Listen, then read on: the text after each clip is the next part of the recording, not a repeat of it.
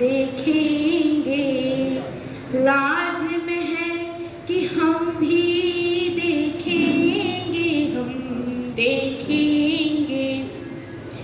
मैं कुछ नाम गिनवा रही हूँ, आपको ये बताना है कि इनके बीच समानता क्या है, कौन सा धागा इन सबको एक दूसरे से जोड़ता है। शहीद भगत सिंह, वीर सावरकर, मदन लाल ढींगरा, राम प्रसाद बिस्मिल, अशफाक उल्लाह खां और लाला लाजपत राय। समानता ये है कि ये सब भारत भक्त थे और ये सब जिस मसाल की रोशनी में स्वतंत्रता के पथ पर आगे बढ़ रहे थे, उस मसाल का नाम था महर्षि दयानंद सरस्वती। मैं आज आपको उस ज्योतिपुंज, उस युग पुरुष के बारे में बताऊंगी जिसे बाएं हाथ से लिखे हुए इतिहास में वो मान, वो सम्मान, वो स्थान नहीं मिला जो उसे मिलना चाहिए था। आगे बढ़, उठ जाग, आगे बढ़, समय आ गया है नए युग में प्रवेश कर। ये शब्द है भारत की महान ऋषि परंपरा में जन्मे श्री मूलशंकर तिवारी के, जिन्हें आज हम महर्षि दयानंद सरस्वती के नाम से याद करते हैं। महर्षि दयानंद सरस्वती जी के नाम से याद करते हैं। महर्षि दयानंद सरस्वती जी एक गुलाम भारत में जन्मे थे। जब अंग्रेज सरकार अपने खजाने भरने के लिए भारत की अस्मिता को दिन रात लूट रही थी, अंग्रेज जानते थे कि भारत की संस्कृति की जड़ें कितनी गहरी थी।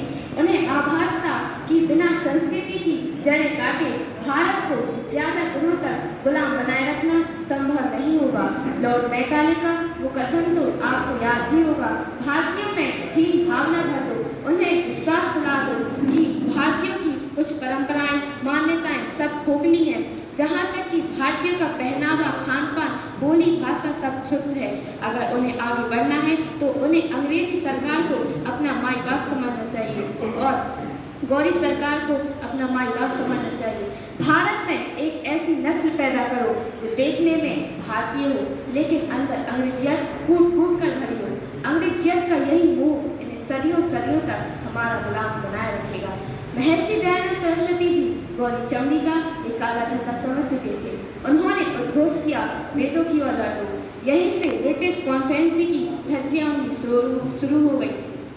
इसे भारत का दुर्भाग्य कहने या फिर तथाकथित बुद्धिजीवियों की सोच, जिन्होंने सेकुलरिज्म के नाम पर भगोड़े अकबर, बाबर तो हमें बचपन से ही रटा दिए थे, लेकिन महर्षि दयानंद सरस्वती जी के विचारों से हमें सदैव दूर रखा।